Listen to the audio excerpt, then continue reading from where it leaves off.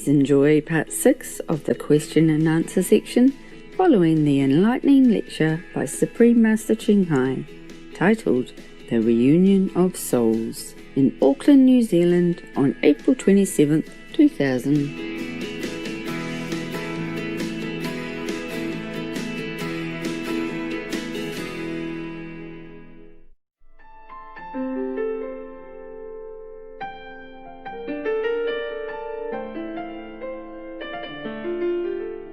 You would like to ask me some questions now, or you want to have a glimpse of heaven? How many heaven? How many? Okay, fine. Okay. It's very simple. I will show you. But the work is yours, okay? I can only show you, but you must work, right? I cannot work for you.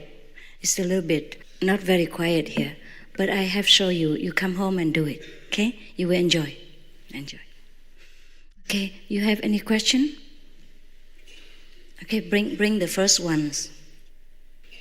I'm sorry because of shortness of time, but you could do this at home, yeah? Have any one of you see some lights at least? So quick? Yeah? Have you? Raise your hand. Light. Oh yeah, thanks. That's good. Wow, that's good just for 2 seconds. You're quick. You're very pure. That's why. Very pure in such a not quiet environment, and just 2 seconds you still can see. I told you, yes, we can get immediate enlightenment. Some of you see some heaven scenery or not? Yes? Raise your hand. Yeah? Oh, that's cool. That's cool. Okay, questions, please. In the last days, many false Christs will appear. Again? Showing great signs and wonders so as to lead, if possible, even the elect astray. How, without being initiated, can one tell whether you are true or false? You can't. You can't tell whether I'm true or false. So it's up to you. Thank you. You're welcome. Of course, but there are some little thing that you can tell. For example, not because of me. If you meet a master, you immediately feel something, all right? Or you don't. Either you feel something good about that person or you don't. We do have this intuition. Even sometimes we see a stranger in the street, we feel like, oh, yeah, she gives me good vibe. She's lovely. She must be a good person. And some person we just see for the first time, we feel we don't want to talk to that person. We are a little scared. Yes, we have this intuition. Or else we come home and pray to God, please God, let me know who's a good one. Yeah? And then you follow your heart. No one else can tell you. Yeah? You can only tell from outside, but inside you cannot. Unless you go into a higher spiritual level, then you can see me like a mirror. But from human to human standard, you cannot see anything. I'm not here to prove to you that I am good or bad. I'm here to tell you that you are great, you are good. And if you follow my instructions, you will feel, you will see, you will know that you are great, you are good. Forget about me. I'm good or bad has nothing to do with you. Just so that you feel good, that's all. Yeah? You feel that you're great, that you know God. And suppose you don't feel like that, you can always leave. I don't charge any money. I don't follow you to your house. I don't call you at all.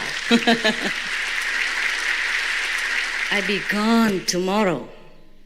And you'll be lucky to ever catch me again. So don't worry if I'm bad or good. Follow your instinct. Learn to know, to remember your greatness. That's what I'm here for. Not here so that you think I'm great. Okay? That's a different question. I'm here to show you that you are great. Yeah? And if you want to know your greatness, then just follow my instruction. Not follow me. Follow my instructions. Yeah? Okay? Should our children be vegetarians too, Master? Thanks.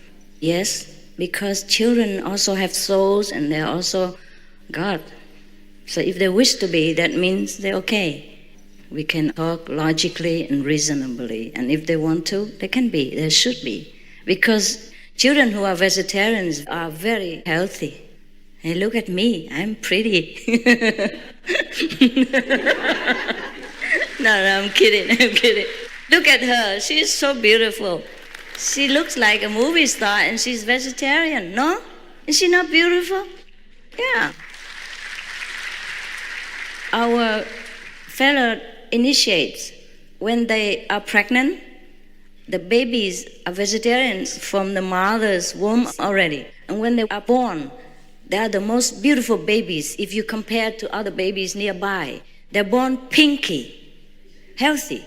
And other children, sometimes they're born blue and, purple. Yeah, really.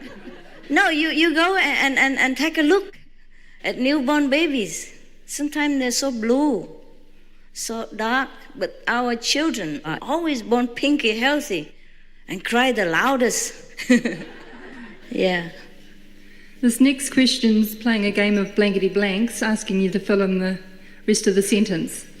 Can you please explain what should be the aim of human life we should meditate to achieve? And that's the question. The aim of human life is to know yourself, to know that you are God, you're connected with God. Yeah? And we meditate in order to calm this busy thinking mind so that we can recognize the true self behind this mind. Just like to recognize the driver, not the car. Yes, sister? I would love to know the truth.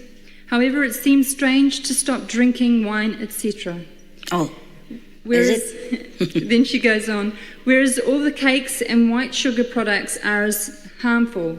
I always experience that it is more important to have a real thirst. I just want to know what to put first in every moment.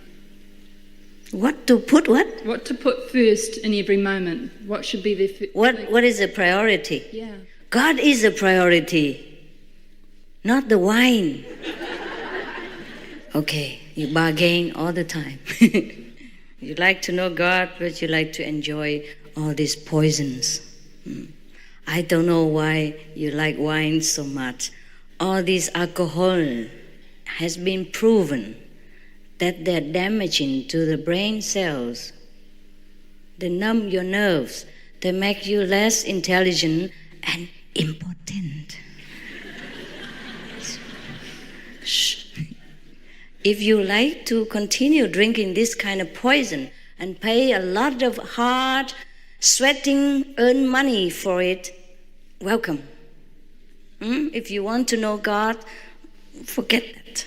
Yeah, it's just a little wine compared to great heaven and the whole universe. They are better than wine. Stuff are better than wine. When you meditate and you are in ecstasy, it's better than getting drunk and hangover. Really. Next one. Would Master please enlighten us as to the spiritual path of animals? Do domestic animals such as cats and dogs choose a situation in life which will assist them spiritually? Can they achieve supreme enlightenment? They will in their own time. Animals are great friends of man. Sometimes a dog, a cat can teach us wonderful, unconditional love lessons. So they have chosen to be animals. So for us, for our sake, we should love them, assist them, and take care of them. And whenever they attain enlightenment, that's their own choice. They will get there whenever they want to. Okay? They know. I have always talked to Kuan Yin by talking to the stars, but I always believed I was talking to a goddess, as I'm a spiritual person, not religious. What is the difference? What is the difference between a religious and a spiritual person? Is that right? Yeah, she believes she's talking to a goddess and asking, I'm a spiritual person, not religious. What is the difference? With regard to the Kuan Yin. I don't really know. I think we look in the dictionary, see what's the difference. Huh? To me, a spiritual person is the one who aspires to know his origin, and not only aspiring, but knowing also, experiencing his own divine quality, his own God inside. That is a true spiritual or even true religious person. What can I do to keep up meditation daily when there is not enough waking hours in the day? Cannot wake up? Yeah. Yeah, me too. Nobody likes to wake up when we're stuck in bed, but we have to try. Yeah?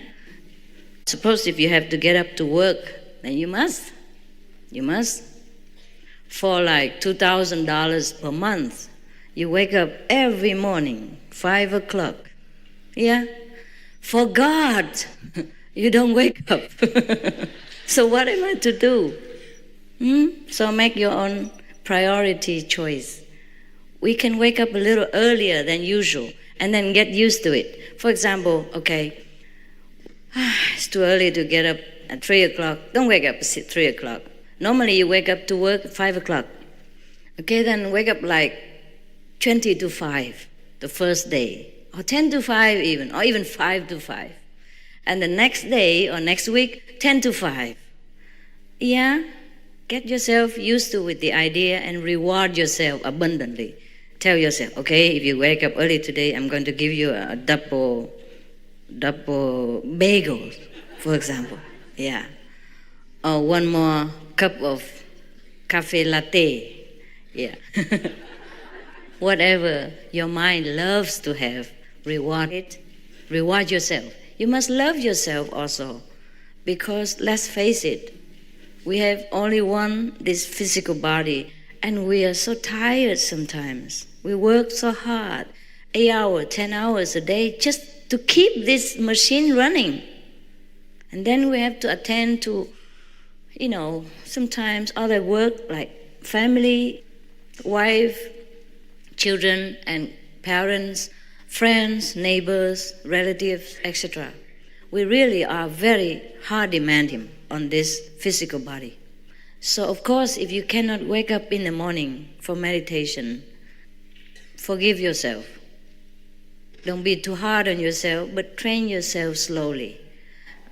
Watch TV less, sleep a little earlier so you can get up better. Or whatever the activities you used to do too much before, in order to pass the time when you are bored, use that time for knowing God. It is a matter of organization. I'm also pretty busy. You don't believe it. I sit here looking pretty, but I'm very busy too. And it's hard for me also to get up early sometimes. But you have to put an alarm clock, yeah? Sometimes it's like that.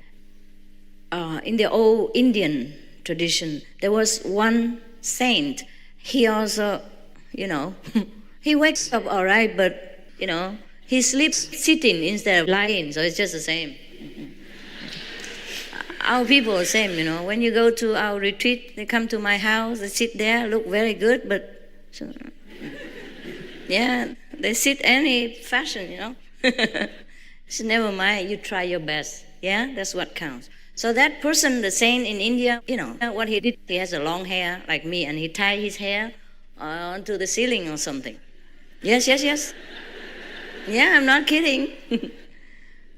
And then he became a master. Yeah, because he tried so hard. He tied his hair onto the ceiling, so whenever he knocked, okay. Yeah. Yes. I'm not saying that you should grow your hair long or do that. But you find your way, yeah? Like we wake up early, and in the beginning, I had to put like ice water next to me, a flask of ice.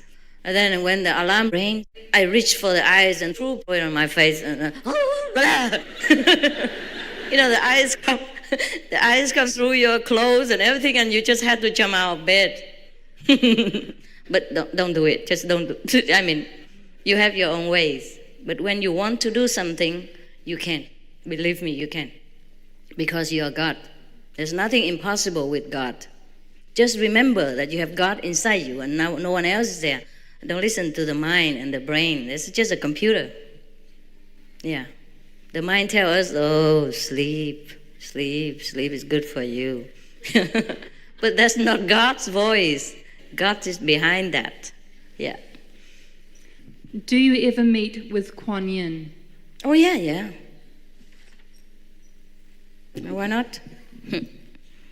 You can see all the saints from the past if you want to. Or you have to work hard. Tie your hair to the ceiling. Now you know why many yogis in India, they have long hair, huh? Yeah? As we are spiritual beings having a human experience, we are a perfect innate expression of life. We are already divine. If God is everything without duality, then everything we are, everything we do, is an expression of God. So do we need then to do nothing, just to be without reward? Oh, that's fine. That's fine too. As I said earlier, you chose to be what you want to be. But there are many aspects of God, you see? God is a total sum of our being. Yes? So if we want to say that we are God, of course we are already God. That is for sure. But then go back to the finger. See? Suppose we say, okay, I'm God now. I don't need to do anything. It's fine. But then we go out and steal, or we do things it's not proper, and or we harm other beings, because we say every expression is God anyway. So we don't try to be better. We don't try to represent ourselves in all the aspects of divine quality and just concentrate on one point and do the physical things.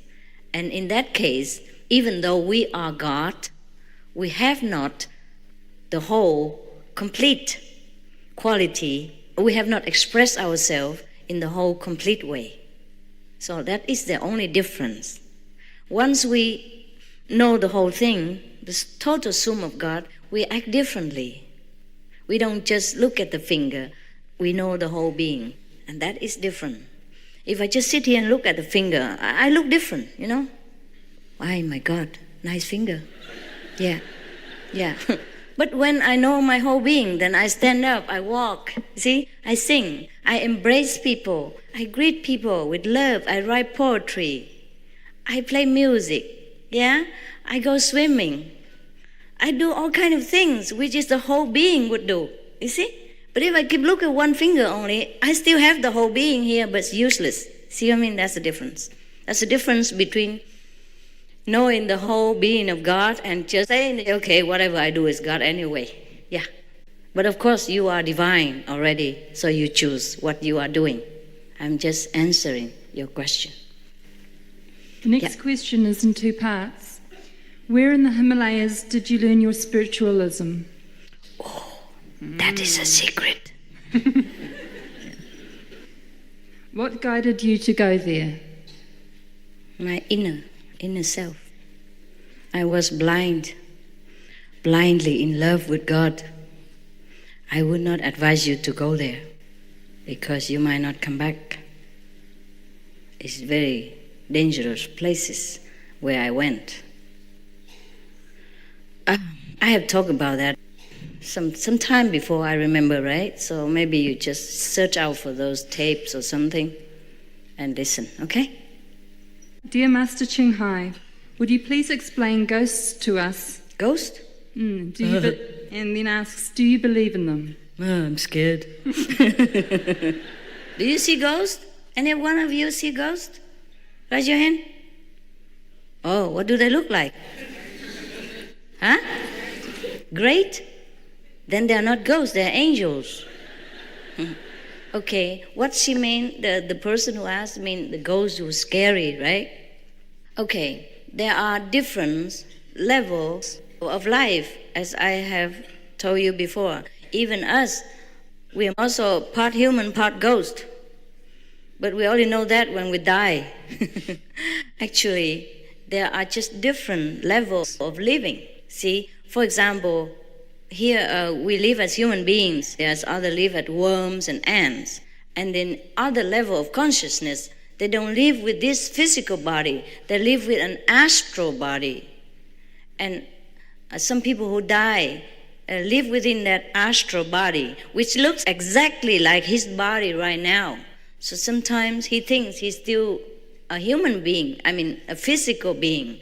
So he comes and talks to people. He tries to throw tantrums because nobody listens to him. Nobody even knows that he exists. He goes through people, goes through walls, and he talks to everyone, and he tries to get back his possessions and his loved ones. And he was very frustrated sometimes, and then he scared people. He used all his spiritual might to manifest in something, and that's when we say we see ghosts. Yeah? Otherwise, there's nothing scary about ghosts. And these so-called ghosts, after some time, they will realize that they're so-called dead, meaning they don't have physical body anymore, and nobody understands them anymore. Then they will begin to also turn inward or seek help from angels, or some beings will go take care of them. It's like police in our planet. Yeah? And then they will be gone somewhere that they belong. Like maybe go to heaven, maybe go to lower heaven, or higher heaven, depends on their merit and their understanding at that time.